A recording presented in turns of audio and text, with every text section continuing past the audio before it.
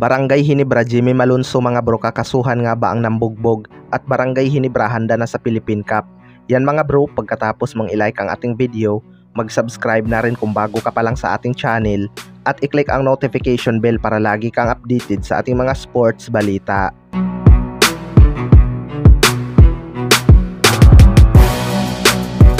So official lang ang nagbukas ang panibagong conference mga bro na Philippine Cup.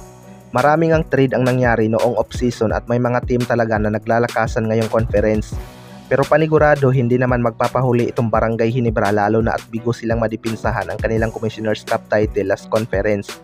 Handa na nga daw itong Barangay Hinebra mga bro na bumawi ngayong conference. Although wala namang bago sa kanilang lineup at wala pang nangyayaring trade sa kanila. Pero expected ngang may magiging bago daw sa kanilang lineup ngayong conference dahil sa dami ng may injuries. Maganda naman ang naging experience ng ibang player nitong Barangay Hinebra gaya ni Japit Aguilar at Scotty Thompson na umimpak talaga noong first window. Kondisyon pa rin naman itong si Japit Aguilar mga bro kaya asahan natin na magiging malaking impact ito sa kanila.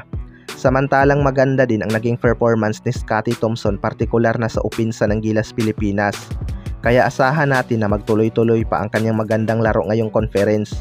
Sa kabilang banda naman mga bro, Jimmy Malonzo kakasuhan nga ba ang nambugbog sa kanya? Ito ngang si Jimmy Malonzo ay nag-viral mga bro matapos ilabas ni Snow Badwang isang video clips kung saan binugbog nga itong si Jimmy Malonzo ng taong tukoy na sa ngayon. Makikita nga natin mga bro na kinawawa talaga itong si Jimmy Malonzo at hindi nga ito pumapalag sa nambugbog sa kanya kahit kita naman natin na mas malaki itong si Jimmy Malonzo kaysa sa taong yon. Hindi ko lang alam kung lasing ba o nakainom itong si Jimmy Malonzo o sadyang umiiwas lang ito sa gulo. Hindi naman siya pinatawa ng parusa ni Kumi dahil nagsorry naman itong si Jimmy Malonzo kay Kumi sa SBP at sa buong Barangay Hinebra community. Pero kakasuhan nga ba ito ni Jimmy Malonzo?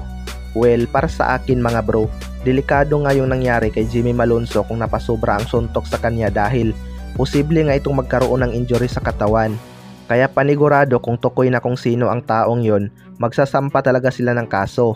Pero kailangan pa rin talaga yan imbestigahan mga bro kung talagang hindi ba nauna itong si Jimmy Malonzo. Dahil panigurado kung inosente ito, tutulungan ito ng SMC Corporation, lalo na at naglalaro ito sa Barangay Hinebra. Posible ngang maapektuhan ang kanyang laro kung nagka-injury ito dahil sa pambubugbog mga bro.